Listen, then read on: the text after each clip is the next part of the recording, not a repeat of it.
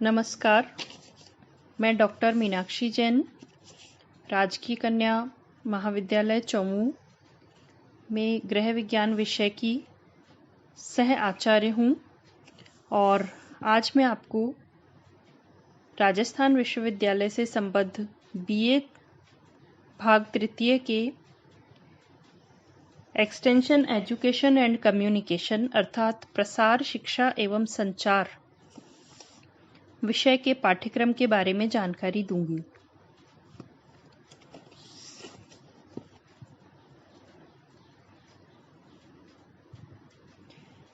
यह बीए भाग तृतीय का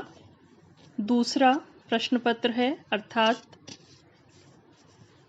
तृतीय वर्ष यानी थर्ड ईयर के लिए ये सेकंड पेपर है, थ्योरी पेपर, जिसकी लिए अधिकतम अंक निर्धारित किए गए हैं 50 और पास होने के लिए न्यूनतम अंक हैं 18। इस प्रश्न पत्र को हल करने के लिए 3 घंटे का समय दिया जाएगा और इसके सिलेबस को, पाठ्यक्रम को 3 इकाइयों में बांटा गया है और प्रश्न पत्र के अंदर प्रत्येक इकाई से 3-3 प्रश्न पूछे जाएंगे अर्थात कुल 9 प्रश्न होंगे। प्रत्येक इकाई में से कम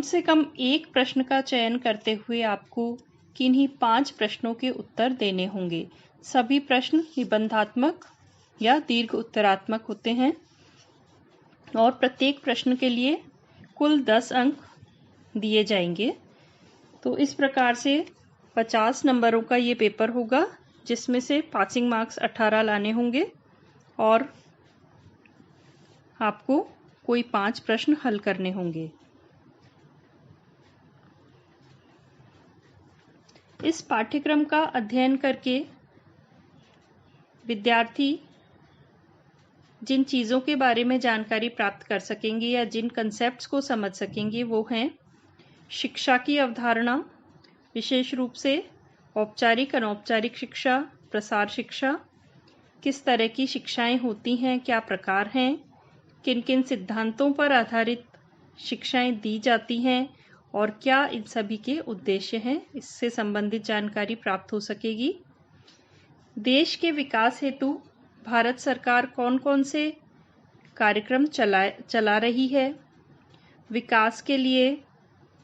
कौन कौन से नवाचार किए जा रहे हैं, नए प्रयोग किए जा रहे हैं, नई नई योजनाएं लाई जा रही हैं और कौन सी एजेंसीज या उपक्रम हैं जो भारत देश का और विशेष रूप से ग्रामीण जन के विकास में सहायक हैं। इन सब की क्या भूमिका है ग्रामीणों के विकास में या हमारे ग्रामीण जीवन के स्तर को सुधारने के लिए, इसके बारे में जानकारी प्राप्त होगी। संचार की क्या अवधारणा है, जब हम आपस में बातचीत करते हैं या अपने संदेश एक दूसरे तक पहुंचाते हैं तो उन अवधारणाओं को क्या क्या शिक्षण विधियां होती हैं और उनके कौन से प्रकार हैं, इसके बारे में जानकारी प्राप्त हो सकेगी। राष्ट्र के विकास में सहयोग प्रदान करने वाली अंतर्राष्ट्रीय, राष्ट्रीय और स्थानीय संस्थाओं की भी जानकारी प्राप्त की जा सकेगी। इस पाठ्यक्रम को पढ़ाने का उद्देश्य ही यही है कि विद्यार्थी प्रसार शिक्षा से संबंधित जो भी तथ्य हैं और जो उसकी अवधारणा है उसकी जानकारी प्राप्त कर सकें। प्रसार शिक्षा में राष्ट्रीय और अंतर्राष्ट्रीय एजेंसीज या अभिकरण किस प्रकार सहयोग कर रहे हैं, इसके बारे में समझना, विद्यार्थियों में संवेदनशीलता की अभिवृद्धि कर उन्हें संचार की प्रक्रिया तथा प्रसार शिक्षण में इसके महत्व को समझाना।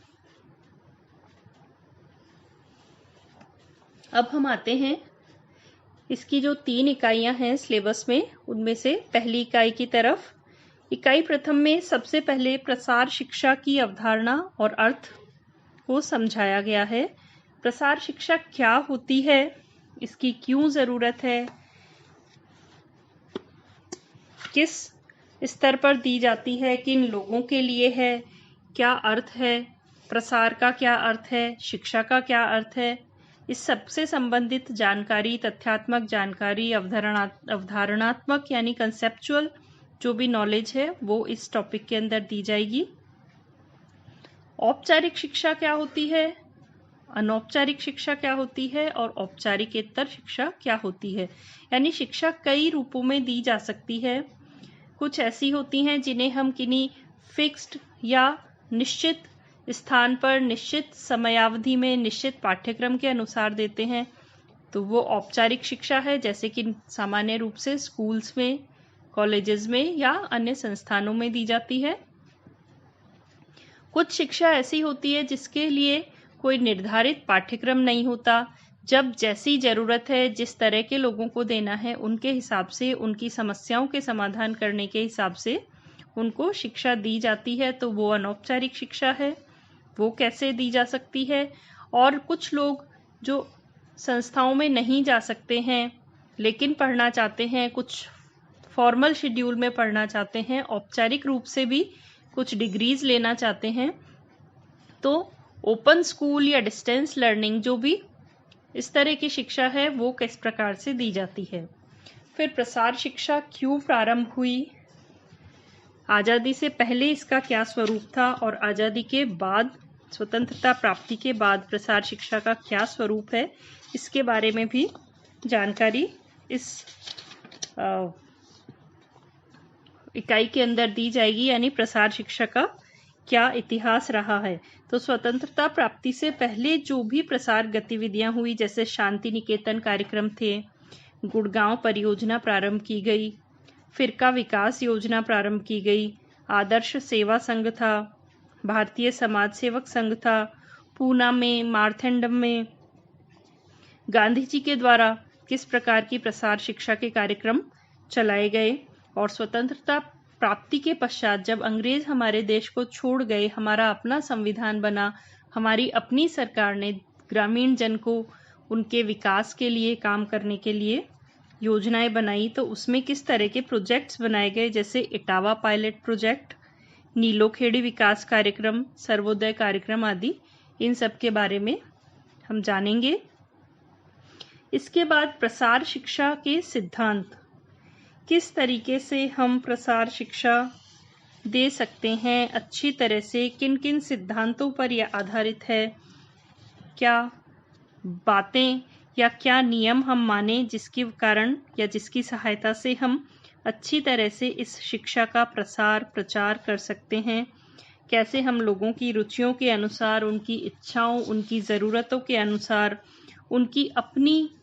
क्या क्या परिस्थितियां हैं, क्या उनकी लोकल कंडीशंस हैं, उसके हिसाब से किस प्रकार से अलग अलग व्यक्ति के हिसाब से किसी भी पर्टिकुलर जो भी स्थान है उसकी संस्कृति, वहाँ का क्या तौर तरीका है, क्या जीवन स्तर है, क्या लोगों के सोचने का तरीका है, किस तरह की विचार और किस तरह की धारणाओं पर वो लोग चलते हैं, तो उन सबको ध्यान में रखते हुए कैसे प्रसार शिक्षा दी जाए और प्रसार शिक्षा के उद्देश्य कि किस तरीके से, क्या उद्देश्य लेकर के ये प्रसार शिक्षा कार्यक्रम प्रारंभ किया गया, किन लोगों के लिए है, किस तरह से उनकी मदद करना चाहते हैं। तो ग्रामीण जन के लिए, चाहे वो पढ़े लिखे हैं या नहीं हैं, कृषक हों, पशुपालक हों, घरेलू स्त्रियां हों, बच्चे हों, बूढ़े हों, उन सबकी समस्याओं का समाधान करने के लिए, उनके जीवन स्तर को सुधारने के लिए और उनकी आर्थिक, सामाजिक, सांस्कृतिक उन्नयन के लिए जो कार्यक्रम चलाया जा रहा है प्रसार शिक्षा का, तो कौन कौन से उद्देश्य इसके लिए जा रहे हैं, इस सब के बारे में अध्ययन करेंगे। अब प्रसार कार्यकर्ता मतलब वह व्यक्ति जो प्रसार शिक्षा के लिए काम करे या शिक्षा के प्रसार के लिए काम करे, तो वो प्रसार शिक्षा जो भी कार्यकर्ता है, वो कार्यकर्ता कई रूपों में हो सकता है। वो एक प्रशासक भी हो सकता है, वो कोई नीति निर्माता भी हो सकता है, वो कोई विषय विशेषज्ञ भी हो सकता है, या वो ग्रामीण स्तर पर लोगों के बीच में रहकर उनकी मदद करने वाला व्यक्ति भी हो सकता है। तो क्या उसकी भूमिका है, अलग अलग भूमिकाओं में क्या क्या उसके काम किए जाने के लिए होते हैं, क्या क्या उसे सावधानियां रखनी होती है, क्या उसमें विशेषताएं होनी चाहिए, क्या उसकी जिम्मेदारियां हैं, क्या उसके कर्तव्य हैं, इन सभी के बारे में, और साथ ही इन अलग अलग रोल में या अलग अलग भूमिकाओं में उसकी कौन कौन सी विशेषताएं प्रसार कार्यकर्ता के अंदर होनी चाहिए, क्योंकि अगर वो ग्रामीण स्तर पर काम कर रहा है तो लोगों के साथ उसको मिलना बैठना, अपना मेलजोल रखना आना चाहिए। अगर वो विषय विशेषज्ञ है तो अपने विषय में होने वाले जो भी नवीनतम खोज हैं उनको प्रैक्टिकली किस तरीके से किया जाए या ज़मीनी स्तर पर लोगों को अपनाने में उनकी मदद करना। नई जो भी लेबोरेटरीज में, प्रयोगशालाओं में जो भी खोज हो रही हैं, वैज्ञानिकों ने जो भी कुछ नया तैयार किया है, चाहे वो कोई उपकरण हो सकता है या वो कोई विधियां हो सकती हैं, किसी भी तरह का नवाचार, कोई भी नई चीज़ जो भी वैज्ञानिक अपनी प्रयोगशालाओं में या प्रायोगिक स्तर पर करते हैं, उसको किस प्रकार से लोगों के बीच में पहुंचाया जाए। तो उस सबके लिए कि लोग उसकी बात माने, उसके साथ सहयोग करें, अच्छा व्यवहार रखें, तो प्रसार कार्यकर्ता में क्या क्या विशेषताएं या गुण हों जिससे कि सभी लोग उसकी बात को जाने, समझें और आत्मसात करें, स्वीकार करें, उन विशेषताओं के बारे में पढ़ेंगे। फिर प्रसार शिक्षण के लिए बहुत सारी विधियां होती हैं जिनको हम मुख्य रूप से 3 समूहों में बांट सकते हैं: व्यक्तिगत विधि, समूह विधि या सामूहिक विधि और जनसंपर्क विधि। तो इन तीनों तरह की विधियों में कौन कौन सी,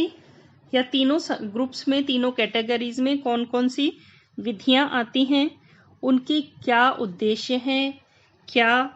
फायदे हैं, क्या क्या सीमाएं हैं, किस प्रकार से उनका उपयोग किया जाए, व्यक्तिगत विधियों का उपयोग कहाँ किया जा सकता है, समूह में दी जाने वाली शिक्षा को किस प्रकार दिया जा सकता है, या विशाल जनसंपर्क की कौन कौन सी विधियां हैं, इन सभी के बारे में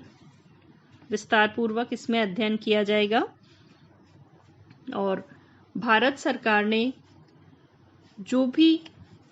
ग्रामीण जन के विकास के लिए कार्यक्रम चला रखे हैं, तो कौन कौन से कार्यक्रम हैं, उन सब की मूलभूत जानकारी, जिसके अंतर्गत कार्यक्रम, उसका क्या उद्देश्य है, किन लोगों के लिए है, और यानी लक्ष्य समूह क्या है, क्या क्या गतिविधियां उस पर्टिकुलर कार्यक्रम या विकास कार्यक्रम के अंदर चलाई जा रही हैं,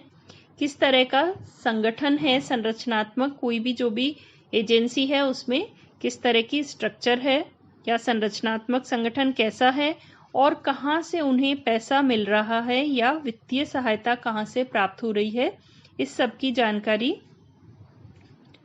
प्रथम इकाई में दी जाएगी। अब हम बात करते हैं द्वितीय इकाई की। दूसरी इकाई में संचार की अवधारणा, संचार क्या होता है, किस तरीके से हम अपनी बात को, अपने विचारों को, अपनी सोच को, अपनी समस्याओं को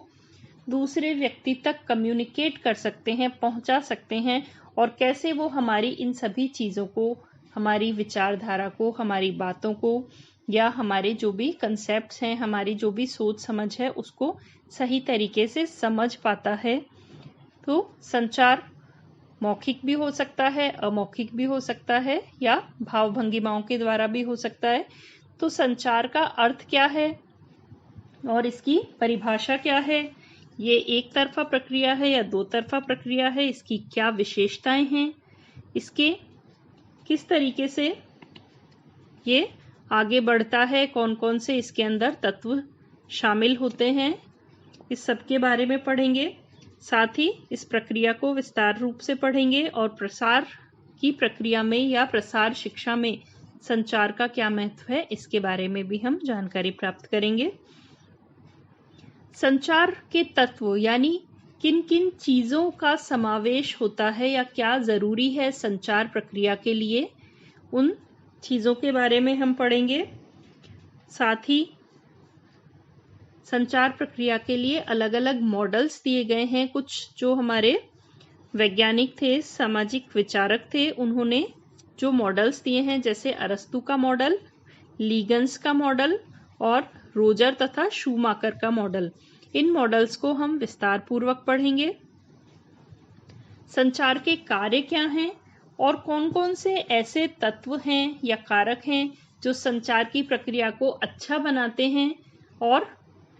प्रसार शिक्षा में मदद करते हैं, या कौन कौन से ऐसे कारक हैं जो संचार की प्रक्रिया को रोकते हैं, उसमें बाधा बनते हैं और विचारों के या किसी भी प्रकार की जानकारी के स्थानांतरण को रोकते हैं। उन तत्वों को भी विस्तार पूर्वक पढ़ेंगे। फिर कभी भी जानकारी दी जाने के लिए या शिक्षा दी जाने के लिए हमें कुछ सहायक सामग्रियों का प्रयोग करना पड़ता है। ये सामग्रियां दृश्य भी हो सकती हैं, श्रव्य भी हो सकती हैं और दृश्य श्रव्य दोनों प्रकार की हो सकती हैं। अर्थात देखने के लिए भी कुछ सामग्रियां हो सकती हैं, कुछ ऐसी होती हैं जिनसे हम सिर्फ सुनकर के ज्ञान प्राप्त कर सकते हैं या जानकारी प्राप्त कर सकते हैं, और कुछ ऐसे भी साधन हैं जिनमें दोनों तरह की सुविधा उपलब्ध होती है, यानी हम देख भी सकते हैं और सुन भी सकते हैं। तो इन सामग्रियों का क्या अभिप्राय है और किस प्रकार से दृश्य और श्रव्य माध्यमों से हम अपनी लर्निंग को, सीखने की प्रक्रिया को बेहतर बना सकते हैं, किस किस स्टेज पर किस तरह की लर्निंग हो सकती है। तो यह कहलाता है अनुभव शंकु की हमारा अनुभव किस प्रकार का है देखने और सुनने के प्रति, या अपने जो सेंसरी ऑर्गन्स हैं, संवेदांग हैं, उनका कितना प्रयोग करके हम किस प्रकार के अनुभव प्राप्त कर सकते हैं। ये 11 स्तरीय शंकु है। इस शंकु की पूर्ण जानकारी इसमें प्राप्त की जाएगी। साथ ही दृश्य श्रव्य जो भी शिक्षण सामग्री है उसको हम वर्गीकृत करते हैं, एक प्रक्षेपित और गैर प्रक्षेपित। प्रक्षेपित मतलब जहां पर हमने आईटी का या किसी तरह की टेक्नोलॉजी का प्रयोग लेकर प्रक्षेपण का माध्यम अपनाया है, तो वो सभी कहलाते हैं प्रक्षेपित शिक्षण सामग्री। और कुछ होते हैं जिनमें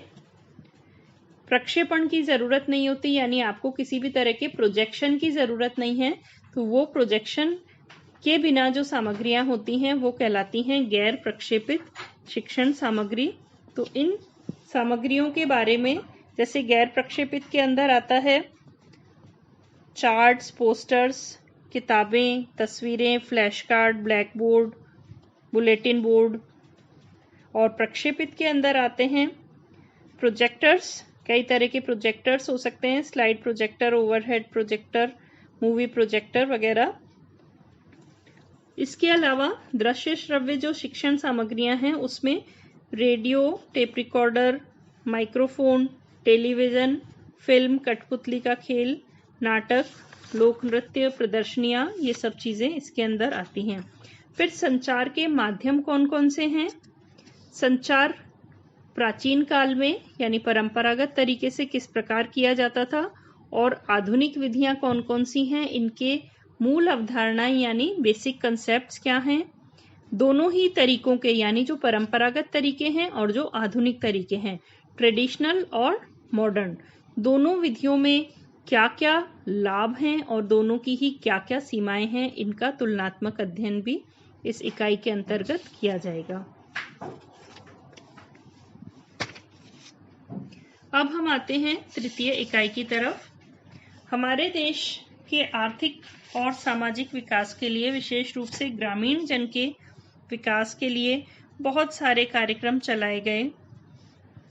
और इन कार्यक्रमों के अंदर पंचायती राज एक बहुत ही महत्वपूर्ण कार्यक्रम है। पंचायती राज कार्यक्रम विशेष रूप से ग्रामीण जनता के लिए, गांव के लोगों के विकास के लिए चलाया गया था। तो इस कार्यक्रम का क्या उद्देश्य है, क्या इसकी अवधारणाएं हैं, किस तरीके से इसका संरचनात्मक संगठन है, यानी किन किन स्तरों पर पंचायती राज काम करता है, 3 स्तरीय जो संगठन है उसके बारे में। और साथ ही हमारे देश में क्योंकि महिलाओं की स्थिति पुरुषों से काफी खराब है, आर्थिक, सामाजिक या किसी भी स्तर पर हम देखें तो उस स्थिति को सुधारने में या महिलाओं को सशक्त बनाने में, चाहे वो अपनी पहचान बनाने के लिए हो, आर्थिक रूप से स्वावलंबी बनाने में हो, सामाजिक सरोकार को निभाने में हो, तो इन सभी जिम्मेदारियों को निभाने में अपने घर, परिवार, मोहल्ले, समाज और गांव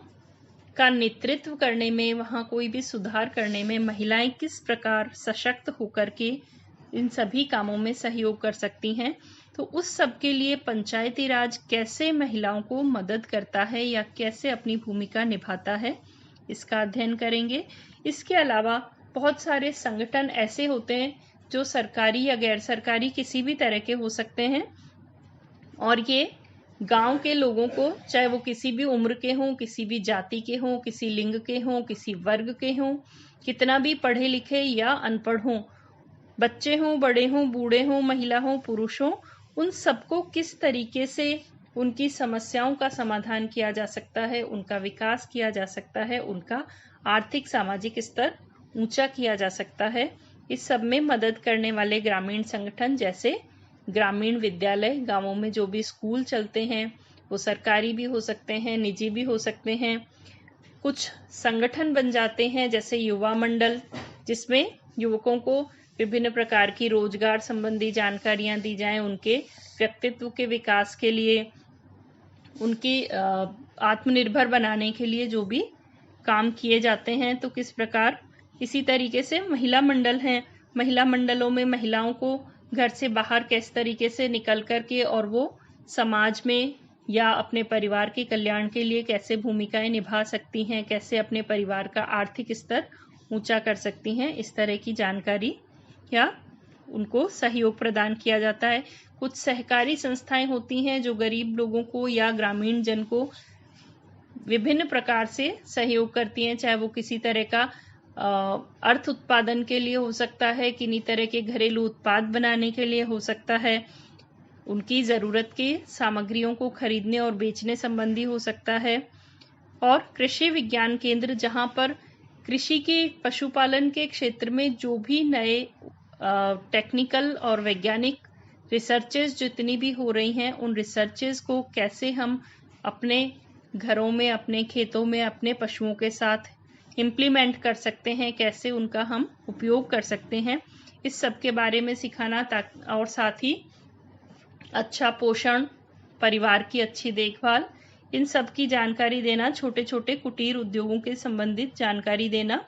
ये कृषि विज्ञान केंद्र के द्वारा किया जाता है। तो ये सब किस प्रकार से गांव के लोगों की विकास में अपनी भूमिका निभाते हैं, इसकी जानकारी। इसके साथ साथ ही कुछ अंतर्राष्ट्रीय व राष्ट्रीय संस्थाएं हैं जो ग्रामीण जन के सर्वांगीण विकास में अपनी महती भूमिका निभाते हैं, और साथ ही विशेष रूप से महिलाओं और बच्चों के उत्थान के लिए उनके स्वास्थ्य, उनकी शिक्षा और उनके रोजगार संबंधी या आत्मनिर्भर बनाने संबंधी कार्यक्रमों को चलाते हैं। तरह तरह की बीमारियां होने पर या बीमारियों से बचाने के लिए विभिन्न टीकाकरण कार्यक्रम, कई तरह के शिक्षण कार्यक्रम, पोषण संबंधी योजनाएं। तो इस तरह की संस्थाएं जैसे UNDP, यूनिसेफ, NIRD, निप्सिड और CSWB, इनकी ग्रामीण विकास में क्या भूमिका है, प्रसार शिक्षा में क्या भूमिका है, इस सब का अध्ययन हम इस तृतीय इकाई में करेंगे। तो कुल मिलाकर के इस पूरे पाठ्यक्रम के अंतर्गत हमको ग्रामीण जनजीवन, ग्रामीण लोगों का कैसे उत्थान किया जाए, कैसे उनमें औपचारिक और अनौपचारिक शिक्षा को दिया जाए, यानी प्रसार शिक्षा का किस तरीके से उपयोग किया जाए, इसका अध्ययन करना है।